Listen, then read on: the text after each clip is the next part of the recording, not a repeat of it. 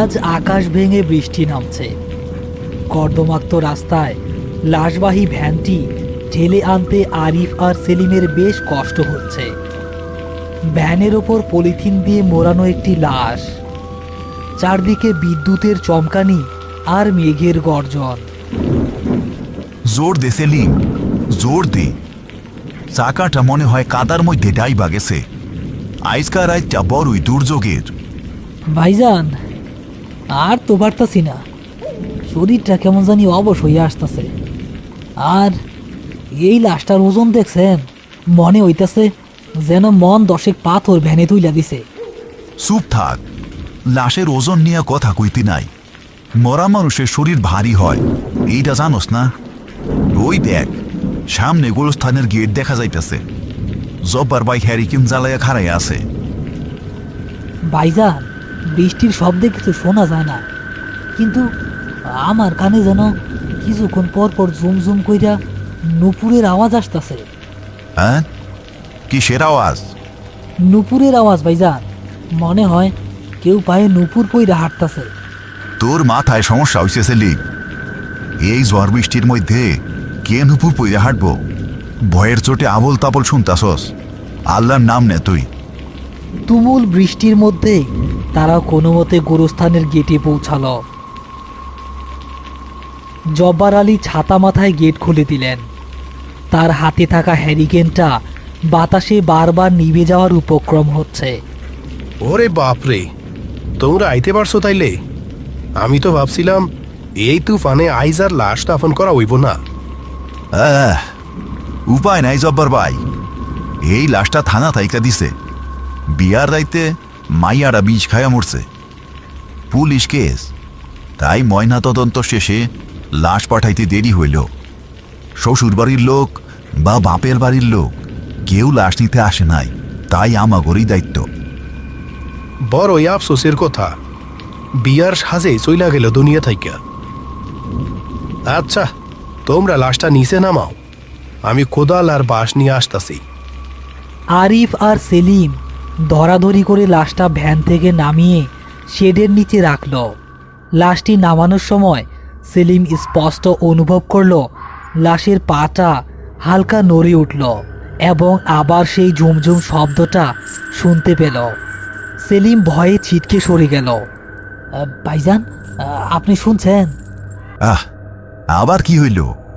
আওয়াজটা লাশের ভিতর থেকে আইল, আর আমি নিজের চোখে দেখলাম লাশের পাটা নড়ছে। মনে হইল কেউ লাথি মারল। সেলিম, তুই কিন্তু বেশি বাড়াবাড়ি করতাছস।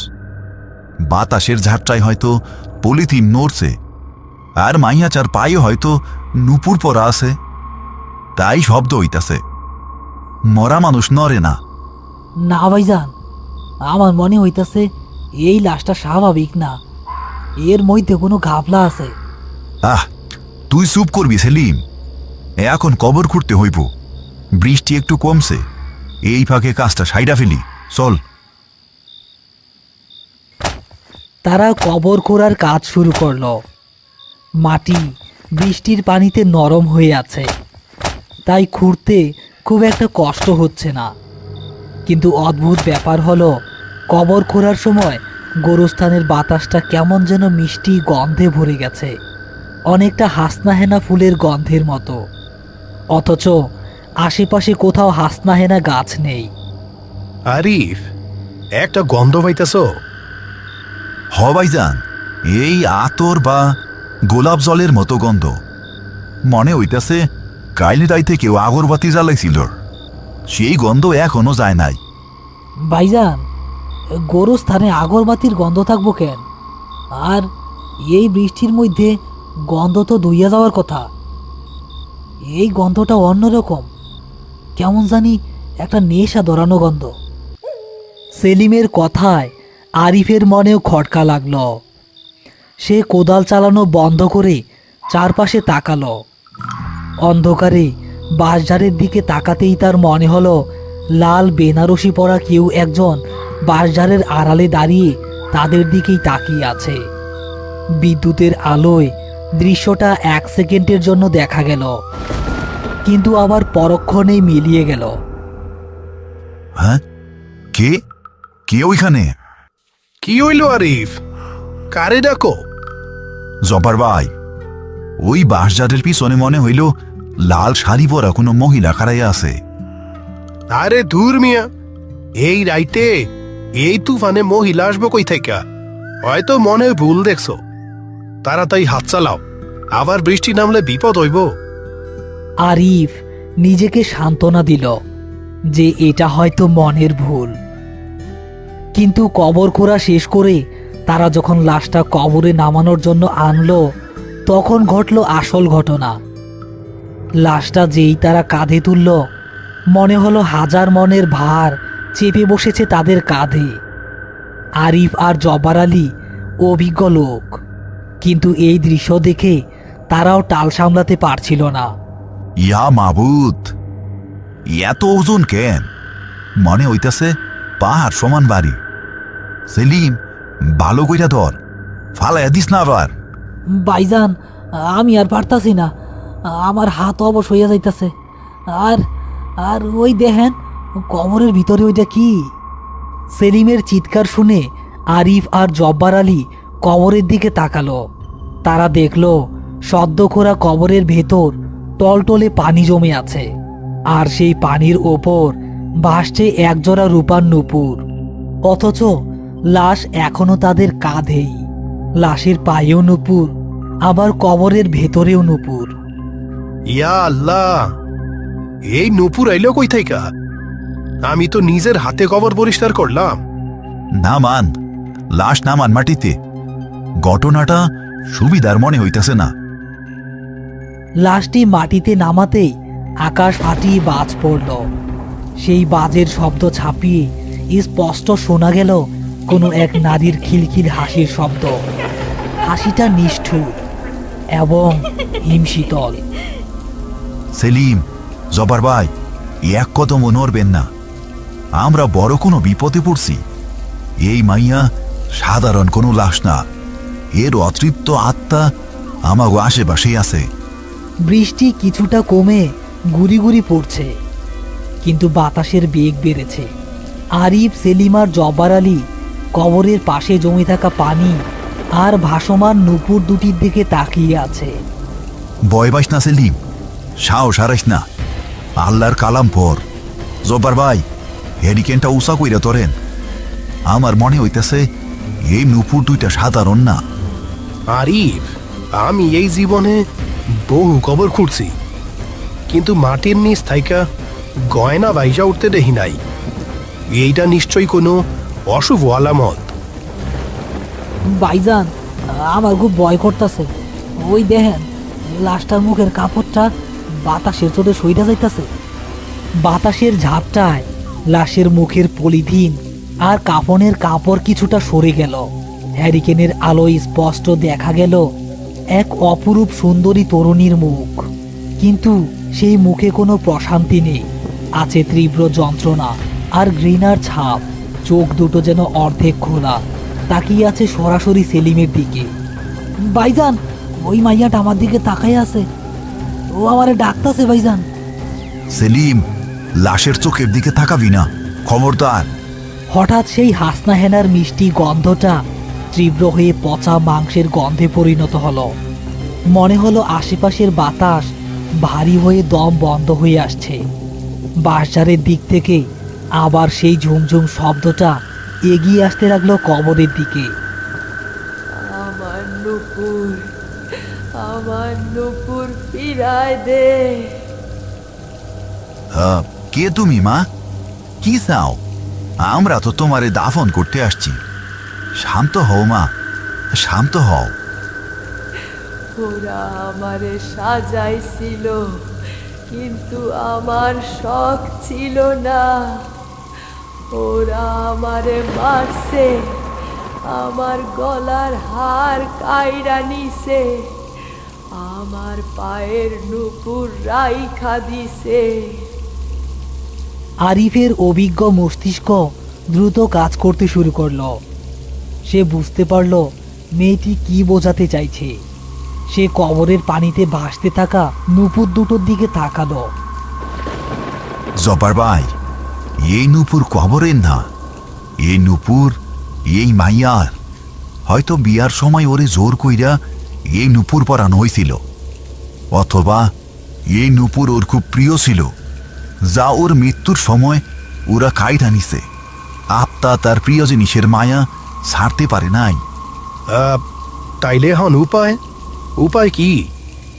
এখন উপায় একটাই সব্বর ভাই, ওই নুপুর দুইটা লাশের পায়ে পরাইয়া দিতে হইব। ও ওইগুলা সাথে নিয়েই কবরে যাইতে চায়।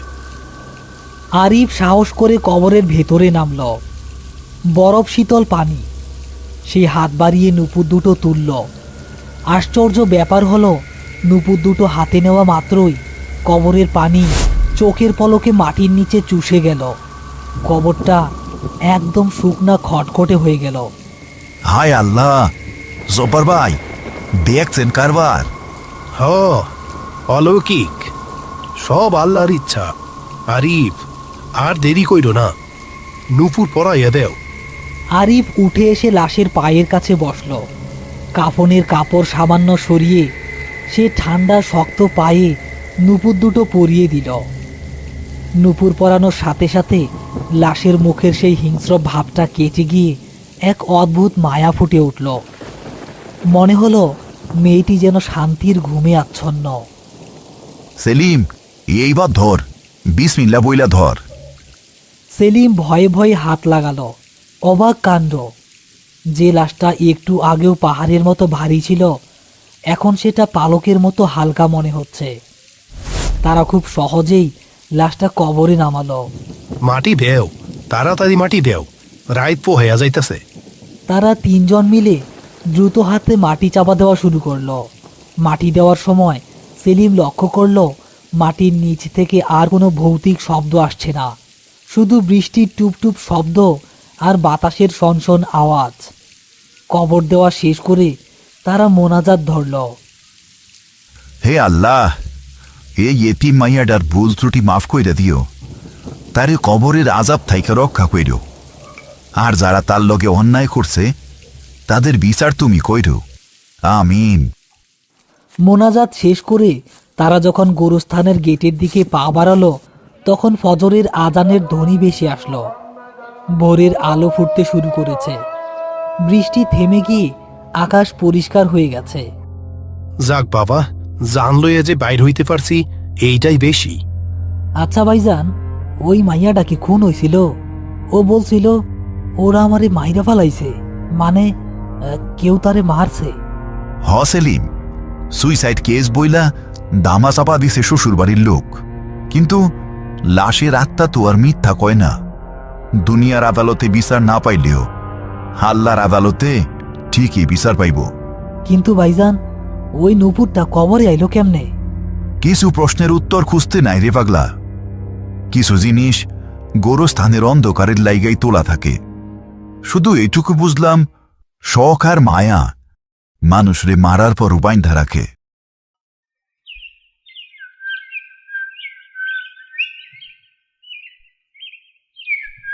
পরের দিন পত্রিকায় ছোট্ট একটা খবর বের হলো।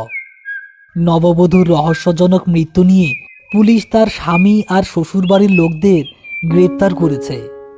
পুলিশি জেরায় স্বামী স্বীকার করেছে যে যৌতুকের জন্য তাকে বালিশ চাপা দিয়ে হত্যা করা হয়েছিল, এবং মৃত্যুর আগে জোরাজুরি করার সময় তার পায়ের নুপুর খুলে রেখে দেওয়া হয়েছিল আলমারিতে। দেখছ সেলিম, নুপুর ছিল আলমারিতে, কিন্তু আমরা পাইলাম কবরের ভিতরে। মাইয়াটা হাতটা ওই নুপুরের লাইগাই আটকা পড়ছিল। ভাইজান, মানুষ বড়ই আজব, জ্যান্ত মানুষের কদর করে না, আর মরার পর নুপুর লইয়া টানাটানি করে। এইটাই দুনিয়া। চল, আইসকা আবার নতুন লাশ আইব, প্রস্তুতি নে। গোরস্থান আবার তার চিরচেনা নিস্তব্ধতায় ডুবে গেল। শুধু মাঝে মধ্যে গভীর রাতে বা বৃষ্টির দিনে সেই কবরের পাশ দিয়ে গেলে এখনও নাকি ঝুমঝুম করে করুণ এক নুপুরের শব্দ শোনা যায়। তবে সেটা ভয়ের নয়, বরং এক দীর্ঘশ্বাসের মতো শোনায়। আরিফ, সেলিম আর জব্বার আলী তাদের কাজ চালিয়ে যাচ্ছে, কারণ তারা জানে প্রতিটি লাশেরই একটা না বলা গল্প থাকে, যা শোনার মতো কেউই নেই একমাত্র এই গোরস্থানের মাটি ছাড়া।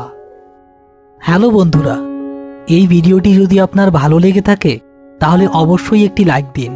আপনার মূল্যবান মতামত কমেন্ট করে জানাতে ভুলবেন না। আর এমন আরও ভয়ঙ্কর ও মজার ভূতের কার্টুন পেতে আমাদের চ্যানেলটি এখনই সাবস্ক্রাইব করুন।